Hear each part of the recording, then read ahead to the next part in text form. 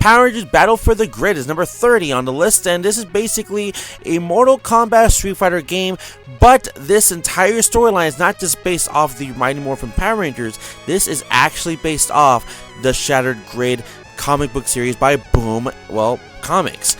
Basically, if you don't know the comics, I don't want to spoil anything to you, but gameplay itself wise, it fits perfectly for what the Shattered Grid comic book series by Boom Comics is literally what it's trying to go for. It's just a one-on-one fighter, just like, again, Street Fighter, Killer Instinct, whatever you want to say, and it's alright for a Power Rangers game. It's not the best Power Rangers game ever, I won't say that, but it's a darn good one, and yes, I know it's not the best as of, like, character variety, but it does have the best roster as in for what is in the Shattered Grid. I'll say that for sure. So once again, everybody, that was number 30.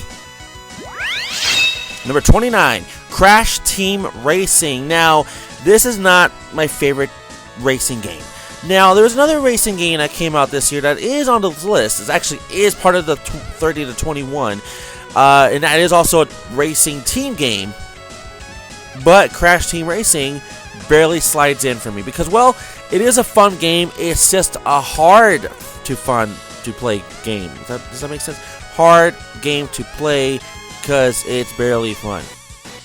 No, it's sort of fun. I mean, it's hard to explain realistically for me, but you have to have, like, the best gameplay skills ever to play this game. It's fun in general, just it's hard to master. I'll say that. And you really had to stick to your guns to do everything perfect, which this game just is hard, to be honest. So it's not my favorite racing game at all, but it's an okay one in my personal opinion. So yeah, number 29. Alright, number 28. Now, I always do a collection every single year. The collection for me this year personally is Collection of Mana. The last few years, I believe I did like Disney's Afternoon Collection, Kingdom Hearts 1.5 or 2.5 or 2.8, or the story so far for Kingdom Hearts and all that shit. But this year, it is Collection of Mana. There's no Kingdom Hearts for once.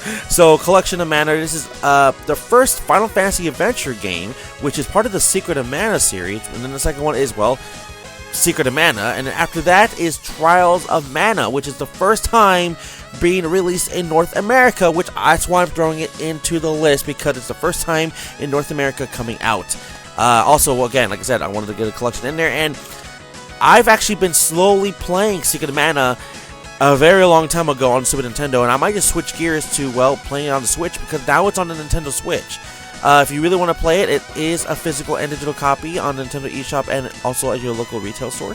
But I do have to personally say, I like this collection, especially for Secret of Mana being on there, and of course, we're getting ready for Trials of Mana for next year, 2020, to be HD remastered of the game we just barely finally got. And of course, Final Fantasy Adventures is the first time ever on home consoles coming out. So check out number 28, Collection of Mana. Number 27 is Days Gone. Okay, this one, I'm going to just straight up tell you, if you want to play The Walking Dead, but Norman Reedus only version, this is kind of what that is. Not even joking. I'm sorry if I'm offending anybody, but that's literally what this game is. It's not bad. It's an okay zombie game. I mean, I feel like there's too many zombie games as of the last decade or two, and I feel like I'm getting tired of them.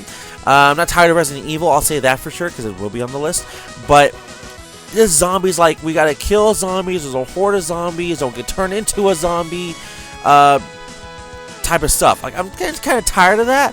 Days Gone does have an actually interesting storytelling procedure of the main character, Deke, I believe his name, and he doesn't want to be the leader, but he kind of has to be to, well, lead these people to survival. So that's all I'm going to say, other than he has a motorcycle. So go check out number 27, Days Gone. Number 26. Remember when I mentioned about a racing game? Yes, this is the other racing game. This is Team Sonic Racing. Team Sonic Racing, to my personal opinion, yes, I'm a Sonic fan, but this is actually, it is an easier game, but I'm not saying it's not a funner game, but honestly, it is more fun in an easy perspective of Crash Team Racing. So Team Sonic Racing, the only thing I did not like about Team Sonic Racing realistically is that my entire race, I have to be racing with two other teammates the entire time. I got used to it after like a while. If you want to watch me play it on the internet somewhere, I'm on Twitch, so go follow me on Twitch. There will be a link in the description below for twitch.tv/XShadow. If not, again, that's on you. It'll eventually come to YouTube one day, but if you want to watch me play it live and support the channel, donations and everything, and bits, 100% twitch.tv. Anyways, realistically, Team Sonic Racing, it has a mediocre storyline, but it's fun for what it is. But it's not the best Sonic Racing game ever. The best one was literally so far Sonic and Sega All-Star Racing Transform. So go check that one out instead. But for this year, 2019, it's number 26 is Team Sonic Racing. Next is Mortal Kombat 11 for number 25. Now, I'm not the biggest Mortal Kombat fan of all. I'm not. I don't even sure I'm not really that good at the games, but I'm okay at it, to be honest. It's just, I'm not that great. I'm not an expert like I am in Smash Brothers. But Mortal Kombat 11, to me, it felt like I'm not going to say it's too soon. I feel like if it was out in the year 2020, that would have been more perfect. Because I know we just still going for Mortal Kombat XL. And we're still on that kind of thing for like a lot of people. There's still people buying XL a lot more than 11. Not too sure about the sales-wise because pre-owning is different than new. But Mortal Kombat 11, it's a fun game. It changes up the storyline from bringing new and old into one, which that is a very good, well, perspective of how to play the game. But I'm not going to say much other than that. But Terminator's in it. Go check up Arnold Schwarzenegger. He's in the game. So anyways, number 25 is Mortal Kombat 11.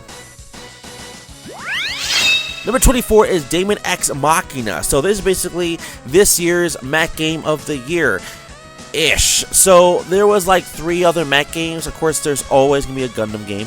I didn't put it on the list this year. There's no Gundam game.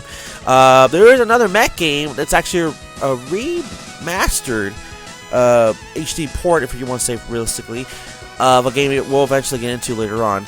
But Daemon X Machina is actually Nintendo's attempt to make a mech game of themselves. Now, there has been mech games in the past by Nintendo, not including Xenoblade Chronicles X, which is a mech game, but you're playing an RPG mech-ish game. I'm talking about Custom Robo. That is also a like toy version of a mech.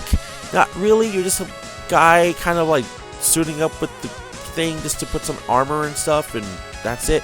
But it is an actual full-on mech game. Like, there's a war going on with other mechs. Now, if I'm comparing this to, like, let's say Gundam, this game, it does have its own story, and of course Gundam does too, but it's been going on for like 50 years. Daemon X Machina is something different. I say give it a shot. It's not the best game, but it came out at a time where everything was coming out, and I felt like it was kind of underrated. But I have to tell you just to check it out 100%. If you want to really try it out, there is a demo on the eShop right now. Alright, so that was number 24. Number 23 is Super Mario Maker 2 for Nintendo Switch. Now, okay, it's very low on the list. I get this. But, there's a lot of creations and perspective, for it.